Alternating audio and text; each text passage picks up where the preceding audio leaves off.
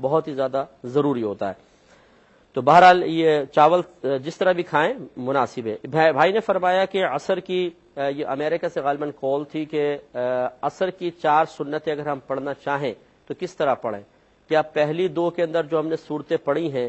پھر اتحیات جیسے ہم 2 کے بعد بیٹھتے ہیں، پھر اس کے بعد تیسری چوتھی میں کھڑے ہوتے ہیں، تو کیا وہ اسی ترتیب سے مزید 2 پڑھنی ہے؟ تو دیکھیے بس خلاصہ اس میں یہ ہے کہ عصر سے پہلے کی 4 سنتیں چونکہ سنتیں غیر مؤکدہ ہیں، اس میں آپ اس کو پہلی اور تیسری رکعت میں دونوں میں ثنا پڑھیں گے، ایک بات۔ دوسرا یہ کہ جب دوسری رکعت میں آپ بیٹھیں گے تو اتحیات کے بعد درود شریف اور دعا بھی پڑھیں گے، 2 باتیں۔ تیسرا یہ کہ ان سنتوں کی 4 رکعتوں کے اندر الحمد بھی پڑھیں گے اور اس کے ساتھ سورت بھی ملائیں گے۔ مزید بات یہ ہے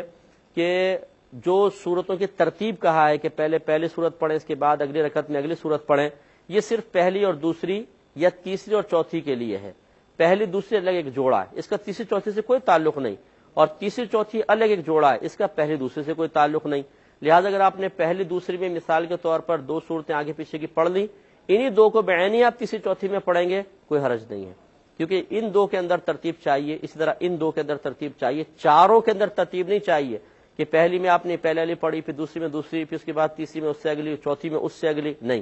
کیونکہ اصل میں یہ سنتیں وغیرہ جو ہیں یہ 2 رکعتیں ہی ہوتی ہیں، شفع جس کو کہتے ہیں، اور انہی میں بس خیال کرنا ہوتا ہے جہاں پر 4 منقول ہو گئیں وہاں پر ہم پڑھتے تو مقدار میں 4 ہیں، لیکن وہاں 2 شفع جس کو کہتے ہیں، 2 رکعتیں، یہ بھی کوئی علیحدہ حکم رکھتی ہیں، علیحدہ ہیں، یہ علیحدہ ہیں۔ لہٰذا ان میں جو 2 صورتیں آپ نے ترتیب سے پڑھی، انہی 2 کو اگر اس میں پڑھیں گے تو کوئی حرج لازم نہیں آئے گا۔